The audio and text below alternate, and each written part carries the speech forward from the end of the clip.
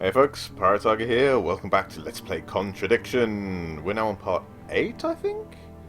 And we have made some serious progress. We have uncovered a whole bunch of dastardly balls that is going on in this apparently peaceful pastoral village, and we don't believe a word of it. There is cultery and skullduggery and adultery and suicide and slavery and God knows what's going on here. Oh, and drugging and... Okay, so I think it behooves us to get to the bottom of this as quickly as possible. Now, when we last left off, we were being told a complete catalogue of porky pies by our friend here, Ryan Rand. He's just told us he never came into contact with the third eye. And as he told us, he sort of looked a bit shifty and took a big old swig of whatever he was drinking. So I like the fact that most of the actors have really obvious tells when they tell a big lie, by the way. Looking through what else he's told us, and tallying it with what we know of this business seminar group's history, what do we know? Oh yes, he invented the freedom phrase while based at the village hall. But he never came into contact with the third eye? What? Yeah, there we go. According to the flyer, this third eye group was based at the village hall, is that right? Was it? Ah, that's where you were based, wasn't it? Yeah, you said you invented the Atlas phrase free to be free while you were based at the village hall. So I did. Gulp. So you must have come into contact with Third Eye at some point. You were using the same hall. Well, I'm afraid I haven't been entirely honest with you. No! Say it ain't so. You see, Third Eye is, or was, Atlas under a different name. Ba ba ba! Is Third Eye. In a new improved form, yes. And you ran Third Eye. With Dad, yes. So you must have known Liam. You didn't just meet him, did you? Yes, I knew him, Inspector, but don't get your hopes up. All of this has been thoroughly investigated and cleared up. You've been investigated about his death? Not that They thoroughly. dropped the case. We didn't have anything to do with it. Well, when I say drop the case, I mean a police investigation is one thing, and what the public thinks is another. They threatened to go public, and then James bloody Wilson started distributing his flyers. Oh, boo-hoo-hoo. That was it. No choice. It was an end to it. You had to change the name. We'd already paid the family an out-of-court settlement. Thought that was an end. But then James, What? his cronies, they wouldn't leave it alone. So we had to close down, Settlement for what? buy a new place, rebrand. So eventually, we reopened here As Atlas. as Atlas. Where did you get the money? And it worked. Up till now, yes. So you knew James Wilson too? We knew James, but he didn't know us as such. Well, that's creepy. He was very quick to shoot us down, but he didn't do anything like actually coming to the course to see what he was about. So James wouldn't know that you were now running Atlas. Not unless he came to one of our courses. And how much of all that stuff was true? ECT machines, brainwashing. I'm afraid that exists only exclusively in the mind of Mr. Wilson. Mm-hmm. All we do is make better business people. We challenge their prejudices and presumptions. Memories. Why don't you come along and see for yourself? The course starts in 15 minutes. Oh, ho, ho, ho. Excuse me, Inspector. Hello. I can't come back now. Well, you have my car at the moment. No, you're a naughty honey bunny. All right. All right. See you later. I'll wear the special thing. Fine. That was Dad. I have to go back. You can come and meet him if you like. Well, I might come and have a chat. Yes. Woo! 8 p.m. We are flying. We've only got until the early hours of the morning. To be perfectly honest, Dad's a great businessman, but he lacks imagination. He does, however, believe in the power of the individual, when taught by the right teacher, of course. The individual being Satan. In here. Just coming. He's through here.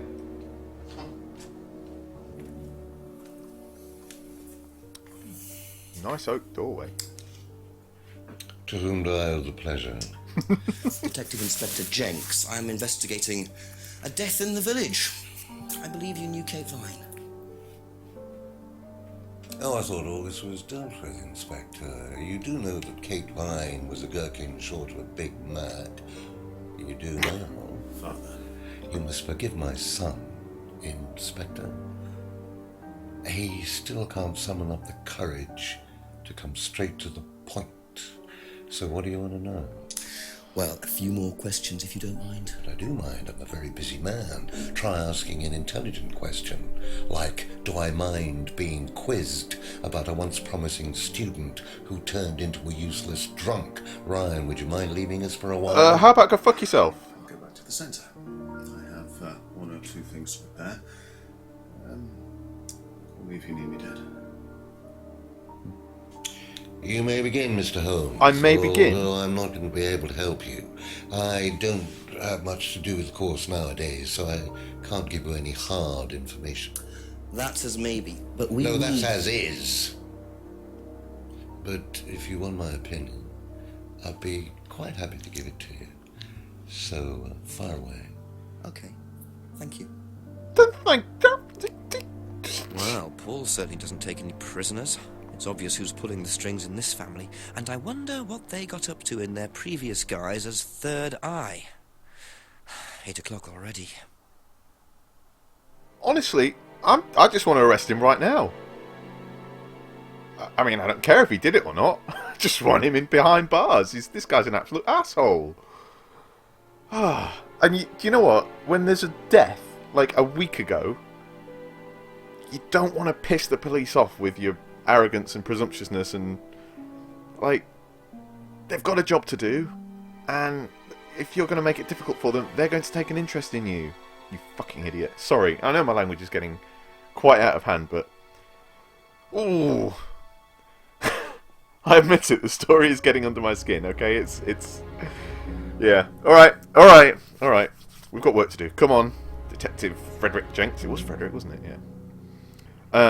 What can you tell me, Mr. Paul Rand, about Kate Vine's death? Shoot. How well did you know Kate? Hardly knew it at all. She was banging my son. Met her a few times. Oh no, that was the other one.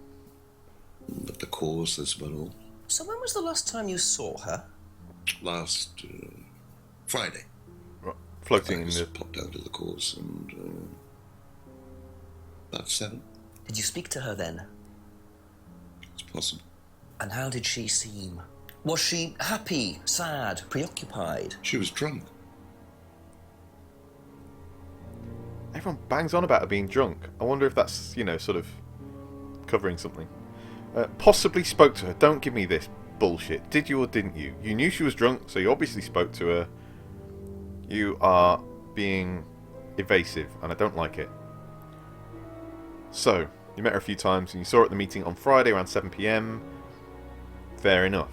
That would have been at Atlas then. So, we've got some idea of her movements so far. We know that... well, going back to Thursday, we know that she saw Emma at the college library.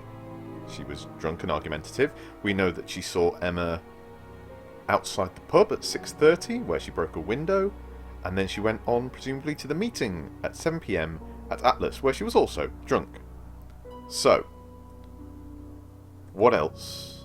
He's not going to know anything about this. Do you know if Kate had lost this? It's her driving license. How would I know that? Yeah, You quite. didn't see it lying around anywhere. No. This is it's frustrating. It's like the first clue that we were given was the driving license. I mean, it was in the introductory movie sequence, and it's been absolutely worthless so far. We know there's something going on with this tape here, because it was conspicuously exactly the same tape that was used to tape up the window that she broke at 6:30 behind the pub, but it's been useless otherwise. I'm not going to ask him about the bike. It's just ridiculous. Or the box of bottles, or Simon's home. Why would he care? Ah, now the pendant. Let's ask him about the pendants in general first. What do you know about this? It's a freedom necklace. It's a symbol we use sometimes on the course. Little bird in cage flying away. Freeing themselves from their past is the analogy. So do they get them when they join the course? or Subtle. something? No, not as a rule. I think I bought one once as a present. Oh, not for Kate, by any chance? No. No, for Emma. Not for Kate. I can't really remember who it was for. A birthday present, maybe for one of the students. Which student? I've no idea.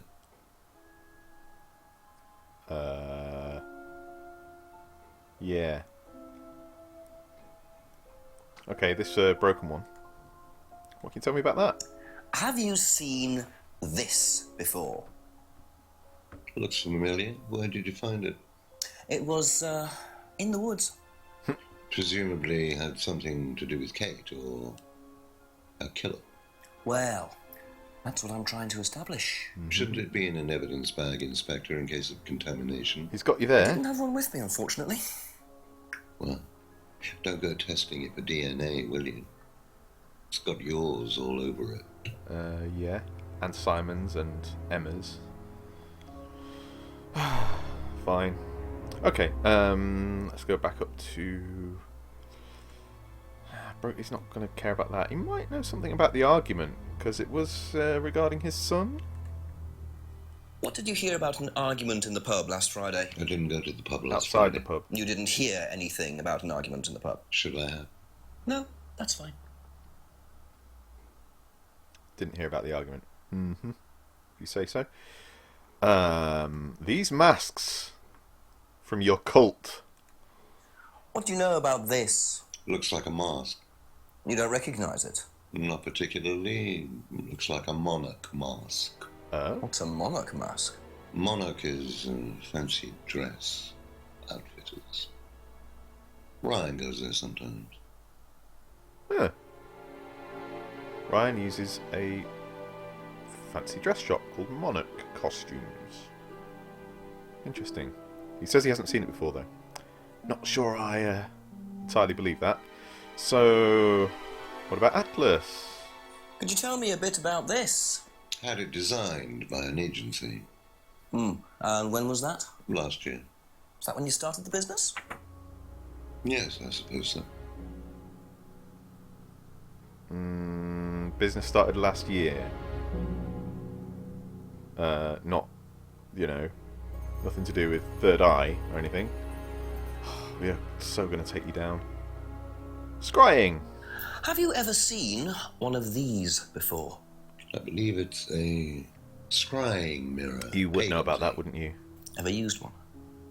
Why would I use a scrying mirror? Because you're a Satanist! So you have no interest at all in this sort of thing? No, The occult. Does the Atlas course use them at all? not at all. What about the Third Eye? Strange question. No interest in scrying. Atlas doesn't use scrying on the course. Never used one, but you know what it's for. Okay. Well, that's fine then.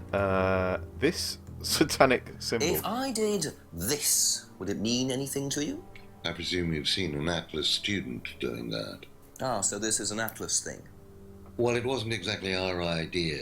The students started doing it spontaneously to show commitment to the cause. Cute, really. Not really. Which student did you see doing that? I'm not sure, but he was carving it into a tree. I told him to stop. Did you really? Why? Defacing public property. It's a tree. Yeah, no, I'd react the same. That's the most ridiculous thing I've ever heard. Yeah. What's the punishment for that kind of thing nowadays? Prison sentence? Oh, it's usually a fine. All right. What about defiling public liberty? Does that carry a fine too? Oh, good Oddly enough, grief. the student in question argued a similar point. Is that something you encourage on the Atlas course? We encourage people who put ideas first and moral anachronisms second. The problem Wow. with the law, Inspector, is that it's out of date. Well, I suppose that's a matter of opinion. However, you still respect it. Respect it. Obey. Abide by. Sure you do. We all play by the book, Inspector, but that's only because of the threat of possible incarceration. Clean your teeth. Okay, this guy's the real deal when it comes to Randian philosophy, neo-libertarianism and all that. Well, libertarianism. Neo-libertarianism is more of an economic thing than political philosophy. But anyway, getting off the track. Atlas encourages ideas over morality. I mean, that is a red flag phrase there. If ever you hear of an organisation or a movement that encourages ideas over morality, run a mile, I guess? Because, you've seen what happens when such people take power. Yeah, okay.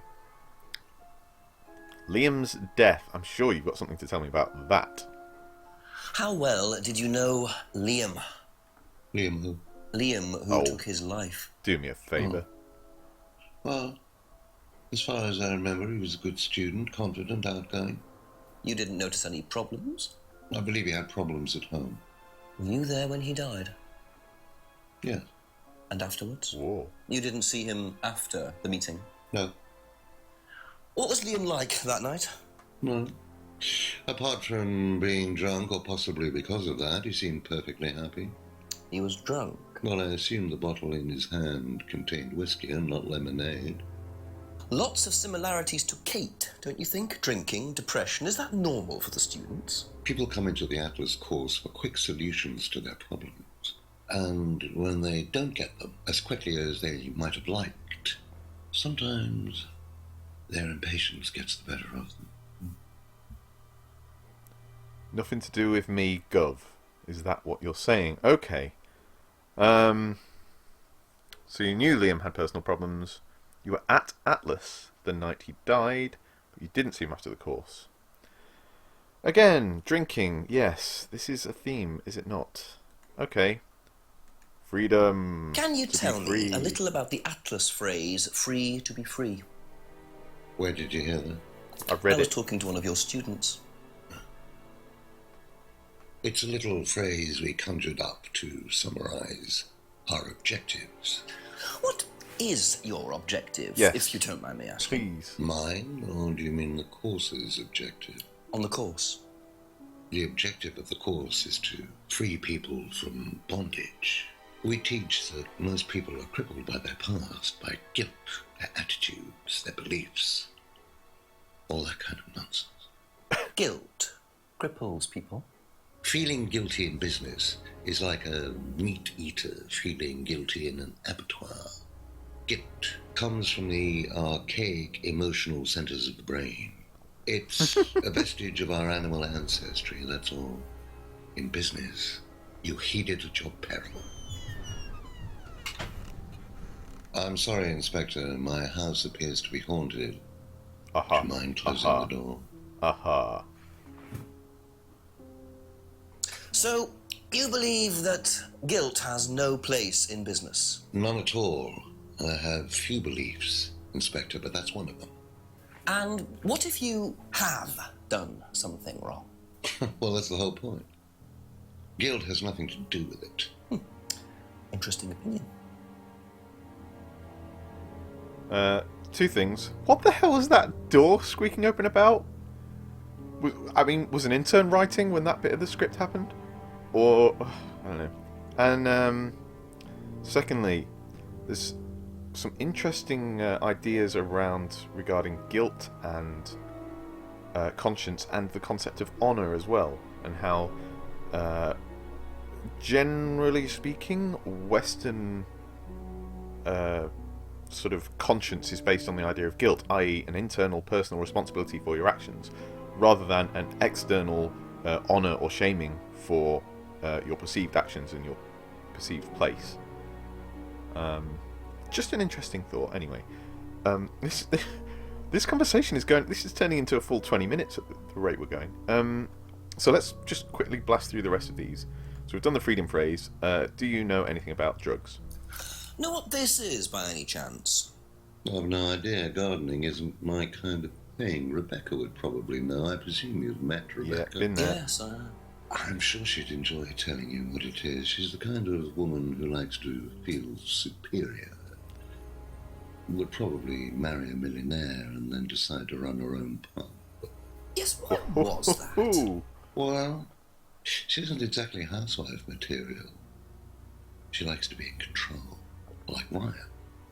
Shame, isn't it, that I'm in control of both of them? Care to expand on that? That's a really, really creepy thing to say. Okay. Why wouldn't you want... If someone's going to be a housewife or a house husband, you kind of want them to be in control, wouldn't you? Like, especially if they're going to run a pub. I mean, that's a lot of work. You need to know what you're doing. You need to be, you know, bold. Right. Oh, you're not going to know anything about this, are you? Have you ever heard of Salvia divinorum, or magic mint? Sounds like it might be a drug. It's a hallucinogenic plant. Legal, as a matter of fact. I'm not a drug taker, Inspector. I have no enthusiasm for voluntarily poisoning your brain. What about involuntary? And you've never seen anyone on the course taking it? Well, if someone had, they wouldn't have done it openly. We don't allow drugs or alcohol on our course. Right. We like to tell the students that success is the best drug. Whether you buy into that, of course, is another matter. You don't believe anything you teach, do you? And finally, the third eye. This is where it's all going to unravel. You just know it. Come on. What do you know about this? So you've been graced with Goebbels' company already, have you? Goebbels? James, our local minister for propaganda. I suppose Ryan already told you all about our actual previous incarnation. He explained, yes. Did he tell you anything scandalous? Not unless you count the suicide. Well, these things happen. Was it your idea? The suicide? Third eye. Yeah, I suppose it was. As my son had started to atrophy, I decided I ought to give him something to do. And third eye was the same as Atlas, teaching business skills. Very similar. So Liam's death didn't prompt you to make any changes? There was nothing we could do about Liam's death, Inspector, any more than we could do anything about Kate's. It was out of our control. You can't blame me for wondering, Paul. 2 student deaths in 2 years. It's called a coincidence, Inspector. I expect they ate fast food also. But you're not investigating all the local chippies, are you? Well, you brought up the Big Mac. You seem to have something on your mind there. This is going to happen, isn't it? Every time we meet a new character. I mean, I'm sure there will be fewer and fewer new characters as we progress. But every time we meet a new one, we've got to go through everything with them. And it's just... I mean, I didn't do this or that. Honestly, I don't see that being relevant. I'll check them off. Right. I'll sort of go through them later. But I think... we've been talking to this chap long enough. We need to uncover the contradictions, and I'm sure they're in here. So, have a think. Maybe post in the comments what you think we're going to unravel with this guy in our next contradiction, our next green light. And then find out tomorrow if you were correct. I'll see you then. Bye-bye!